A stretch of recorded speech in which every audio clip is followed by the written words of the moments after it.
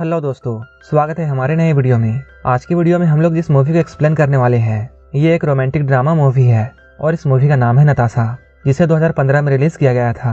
इस मूवी के स्टार्टिंग में हम लोग 16 साल के एक लड़के मार्क को देखते हैं जो कि अपने दोस्तों के साथ पार्टी कर रहा होता है। यहाँ वो एक लड़की के पास आता है, लेकिन वो लड़की उसे प्लेजर नहीं देती है और उसके खड़े एल पर धोखा हो जाता है। इसके बाद मार्क अपने घर जाता है। इसके बाद वो अपने लैपटॉप को ऑन करके वीडियोस देखता है और अपने हाथों की शक्ति दिखाकर सो जाता है। सुबह में उसकी मॉम उसे उठाने के लिए आती है। वो उससे कहती है आज तुम्हारे अंकल और जिन आने वाले हैं। अब काफी टाइम गुजर चुका है। मार्क के अंकल और जिन यहाँ आ चुके हैं। जीना अभी यहाँ रसिया से आई थी।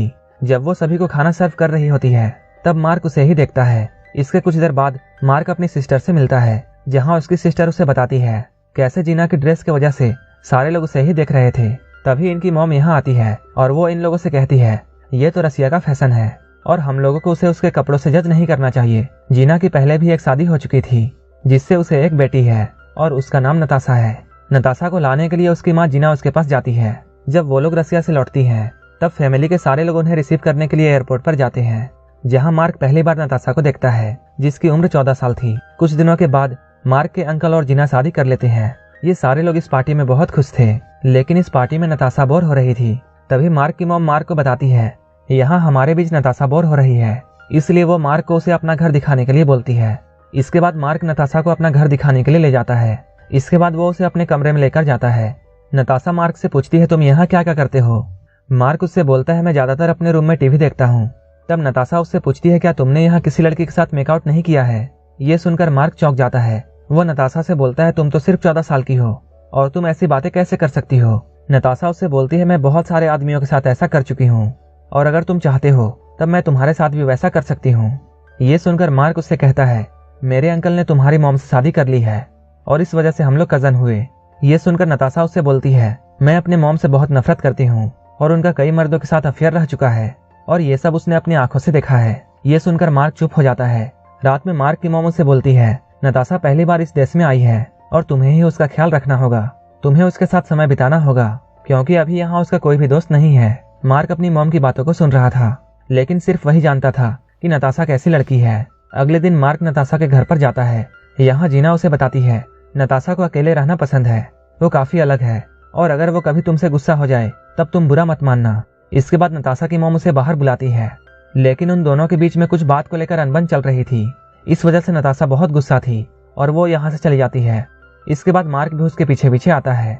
उससे मिलकर मार्क पूछता है आखिर बात क्या है। नताशा उससे बोलती है वो अपनी मॉम की शक्ल भी नहीं देखना चाहती है। मेरी मॉम मुझे यहाँ लेकर आई है और तभी से मेरी लाइफ बिल्कुल बोरिंग हो चुकी है।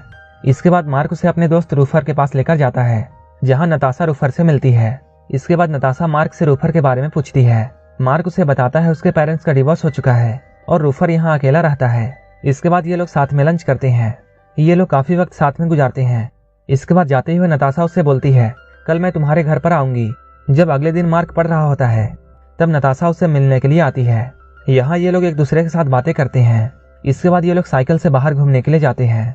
यहाँ मार्क अपने दोस्तों से मिलता है। तभी नताशा को यहाँ पता चलता है मार्क अपने दोस्तों के साथ गांजा पीता है। उसे ऐसा करते हुए नताशा देख लेती है और वो मार्क से पूछती है क्या वो भी स्मोक कर सकती है। अगले दिन जब नताशा मार्क के घर पर आती है तब मार्क उसे स्मोक करने के लिए देता है। इसके बाद वो मार्क से उसका लैपटॉप मांगती है। वो जैसे ही लैपटॉप ऑन करती है वहाँ उसे पोर्न मूवीज दिखती है जो कि मार्क ने देखकर ऐसे ही छोड़ दिया था। ये देखकर नताशा बहुत खुश होती है और वो लैपटॉप लेकर मार्क के पास आती है और वो उससे बोलती है मैं तुम्हें कुछ दिखाना चाहती हूँ। ये कहकर वो मार्क को अपने न्यूड फोटोज दिखाती है। साथ ही वो उससे ये कहती है वो भी इस तरह की वीडियोस बनाती है और वो यहाँ मार्क को सेड्यूस करने की कोशिश करती है और वो अपने कपड़े उतारने लगती है। इसके बाद मार्क भी अपने आप को कंट्रोल नहीं कर पाता है। इसके बाद ये लोग बैठकर वीडियोस देखते हैं। नताशा यहाँ मार्क को बताती है वो 12 साल की उम्र में ही ये सब करने लगी थी। वो ऐसा पैसों के लिए करती थी जिसके बारे में उसकी मॉम को पता चल गया था और उसकी मॉम उसके सारे पैसे लेना चाहती थी और यही वजह थी कि वो अपने मॉम से नफरत करती है। इसके बाद ये लोग हर रोज मिलते थे और ये लोग साथ मिलकर भयंकर घपाघप करते थे। अब मार्क को नताशा से प्यार होने लगता है। वो उसे घुमाने के लिए बहुत सारे जगहों पर लेकर जाता है। इसके कुछ दिनों बाद मार्क के अंकल और जीना बाहर चले जाते हैं, इसलिए नताशा मार्क के घर पर ही रुकती है। रात को ये दोनों चैटिंग करते हैं, फिर एक दूसरे को गुड नाइट कहकर सोने के लिए जाते हैं। लेकिन थोड़ी देर बाद नताशा मार्क के कमरे में आती है। वो कहती है उसे नींद नहीं आ रही है, इसलिए वो लोग बाहर घूमने के लिए जाते हैं। यहाँ नताशा मार्क को ये बताती है कि उसे यहाँ बहुत अच्छा लगता है और वो मार्क से ये कहती है वो यहाँ सारी जिंदगी रहना चाहती है। मार्क उससे कहता है ये तुम्हारा ही घर है। नताशा मार्क से कहती है मेरी मॉम तुम्हारे अंकल को चीट कर रही है, अभी भी उनका किसी और के साथ अफेयर चल रहा है और मैंने ये बात तुम्हारे अंकल को बता दी है, लेकिन उन्होंने मेरी बात पर भरोसा नहीं किया और वो मुझे ही झूठा समझते हैं। कुछ दिनों बाद जीना और मार्क के अंकल वापस आते हैं। वो लोग नताशा को अपने साथ चलने के लिए कहते हैं, लेकिन नताशा उनके साथ जाना नहीं चाहती है। वो कहती है वो यहीं रहना चाहती है। तब उसकी मॉम गुस्सा होती है और उससे वो बोलती है मुझे पता है तुम यहाँ क्यों रहना चाहती हो और मुझे ये सब पता है कि तुम मार्क के साथ क्या करती हो। इस बात पर नताशा बहुत गुस्सा हो जाती है और वो जीना पर हमला कर देती है। मार्क के डैड उन्हें ऐसा करने से रोकते हैं। इसके बाद नताशा की मॉम उसे जबरदस्ती अपने साथ ले जाती है। अगले दिन मार्क नताशा के घर पर जाता है। यहाँ आकर वो जीना से सॉरी कहता है। जीना उससे बोलती है इसमें तुम्हारी कोई गलती नहीं है।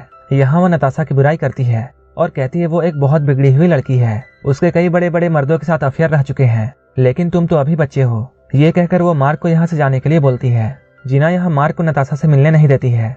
उसी रात नताशा अपना सारा सामान लेकर मार्क के घर पर जाती है, जहाँ वो मार्क को बताती है वो फ्लोरिडा जा रही है। वो उससे पूछती है क्या वो भी उसके साथ आना चाहेगा।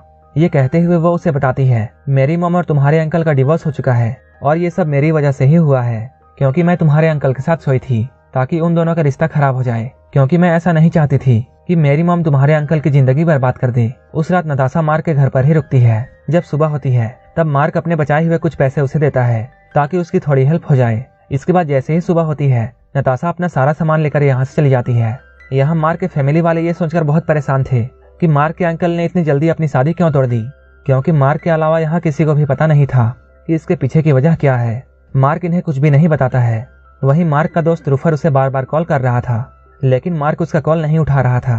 कुछ दिनों बाद जब मार्क रूफर के घर में जाता है तब वो नताशा को यहाँ देखता है। तब रूफर उससे ये बोलता है मैं यही बात तुम्हें बताने के लिए बार बार तुम्हें कॉल कर रहा था, लेकिन तुम मेरा कॉल रिसीव नहीं कर रहे थे। रूफर मार्क से ये बोलता है नताशा यहाँ मेरे साथ सेफ रहेगी। तभी वहाँ नताशा आती है और वो मार्क की तरफ गुस्से से देख रही होती है।